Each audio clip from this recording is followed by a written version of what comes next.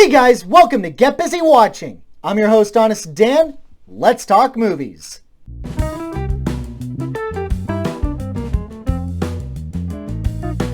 Doing a rapid fire, so let's hit it.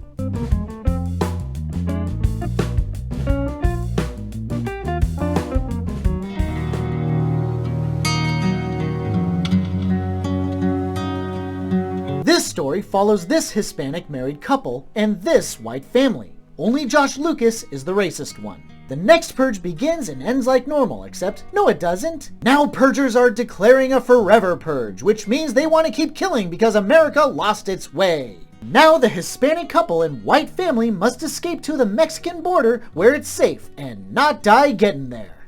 It's better than the prequel. A little light on the brutal violence, but entertaining. I respect this for trying something a bit different, having a neo-western feel to it, complete with bad guy cowboys wearing black, rather than a straight-up dystopic and dark action romp that the previous movies were. Will Patton surprised me for being in it, and it's always a treat to see Levin Rambin, despite barely doing much. Small problems include a mostly uninteresting cast of characters. Everyone's generic with the exception of Josh Lucas, who doesn't seem to have a reason to be not racist, since his entire family, even his father, is rationally minded.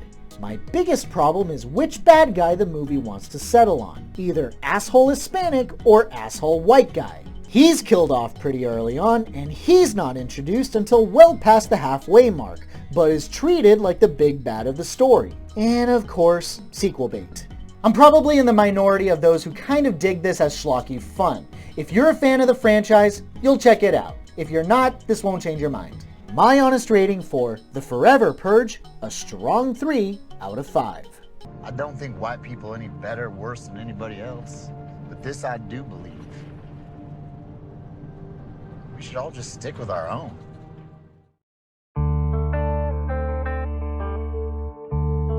Nicolas Cage lives in the woods and really likes this pig. Someone kidnaps this pig and kicks his ass. Nicky Boy goes on the hunt for the kidnappers with his not-so-best buddy Alex Wolff going into underground restaurant fight clubs and discovering who Nicky was before he became a forest hobo. Staggeringly boring for how John Wicky it's setting itself up to be. It doesn't really push itself far enough to be schlocky dumb fun. It's kinda trying to be an indie art house film for how much slow world building it's trying to do. Though I say world building in the loosest of ways. When I said underground restaurant fight clubs, I wasn't kidding. Cage's character used to be pretty famous around town, even in the fight clubs, commanding respect when anyone hears his name. To say the least, it's downright strange. I'd be lying if I said it wasn't fascinating in its own way, but the fact that we don't exactly explore more of this world is a bit of a shame. Then again, I think the world is meant to be pretty limited to keep things simple. Never thought I'd say this, but for how elaborate everything seemed to be, it's a little too simple. The pig was cute, the acting is fine, and the scene inside the restaurant with the owner is almost too relatable for anyone who works in the restaurant industry. Worth it for that alone. Were it not for that scene, I would say this is a hard pass. For now, I say it's a soft pass. Not recommended. Too boring, trying too hard to be dramatic, and it's ridiculous, but not in a fun way. My honest rating for Pig, a weak 3 out of 5. Why do you care about these people? They don't care about you. None of them. They don't even know you. Because you haven't.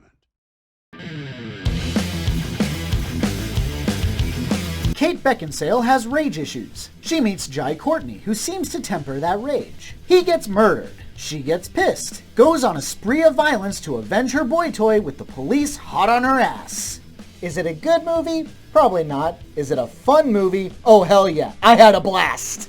This is just a straight shot action flick. Simple and easy to understand characters with a simple and easy to understand story. I absolutely adore the unbridled rage in Lindy, and Beckinsale knows how to sell the brutality, and occasionally the dorkiness. While the violence isn't as bloody or gory as a flick like this would lend itself to be, I can't deny that the sheer rage in Lindy and her savagery more than makes up for it. Definitely hits some gratuitous girl power moments, and some scenes play out in highly unrealistic ways. Come on guys, servers are so rarely this bad and wouldn't hold the job long enough if they were, and dude, Beckinsale, quit throwing babies, you crazy broad! The movie doesn't take itself seriously, so it's more of a case of just rolling with it and having fun with how ridiculous it all is. I think the final act twist is a bit arbitrary, and the sequel baiting was unnecessary, but I wouldn't say no to a sequel or anything with Susan Sarandon. Beckinsale is one of my favorite actresses, so of course I was gonna like this. Pure entertainment action fluff, and I wouldn't have it any other way. If you're an action junkie, check it out. My honest rating for Jolt, a strong 4 out of 5. Wait, I have to tell you something. Look, some people cry, some people drink, some people write shit poetry. I hurt people. Might as well put it to good use.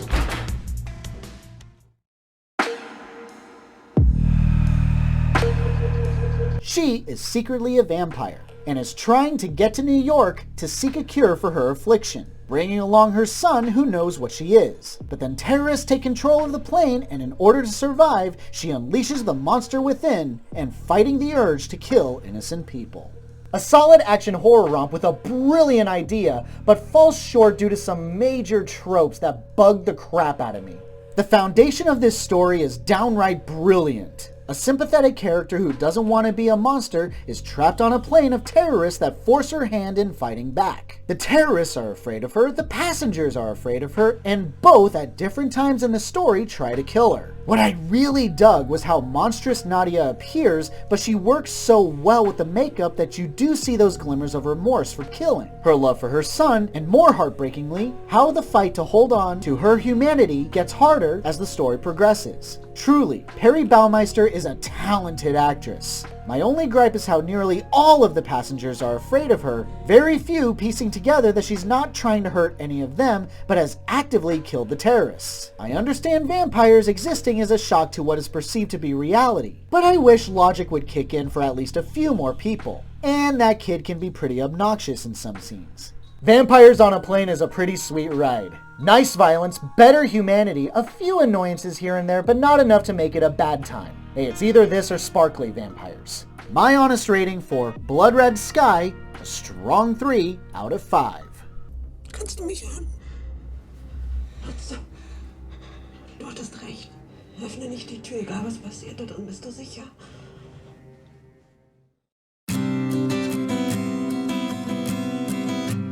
He likes to write haikus. She's an online influencer known for her cute buck teeth, but now has braces that she's ashamed of and hides behind a mask. They meet and develop feelings for each other. This old fogey is looking for a missing record. These two decide to help him find it.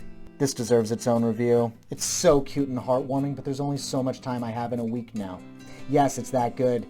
It's such a simple story, too. A boy meets girl, but with kind of a mystery treasure hunt thrown in. I feel like it perfectly captures adolescent awkwardness along with self-consciousness about our looks, as well as our surroundings. Cherry and Smile have polar opposite personalities, but gel together quite well as they get involved in each other's hobbies, and slowly they both overcome their insecurities. I like the urgency placed on this old record and what it means to Mr. Fujiyama. The resolution got me choked up. The art style feels a little low budget, not that I can tell the real difference between high and low budget anime, but the simplistic art style feels in theme with the simplistic story, so if nothing else, it worked to its advantage. My only real negative is that both Cherry and Smile have their dumb moments and make choices where they result in a well no duh reaction out of me. If you're a fan of anime, I'm gonna recommend checking it out. If you're just a casual viewer, I'm still gonna recommend it. It's adorable and quite moving. My honest rating for Words Bubble Up Like Soda Pop, a strong 4 out of 5. 聞かせてあげたい。思い出してほしい。藤山のおじいちゃんの大切な思い出。Thanks so much for watching, you guys. I really appreciate it. Have a great day. Stay safe and healthy out there. Hope to see you soon. One final caveat as you guys move on with your day, I've decided to test my luck at a Patreon, so please consider supporting the channel. No obligations, of course, no content is gated off, but any and all contributions would mean a lot. Link in the description. Have a great one, folks.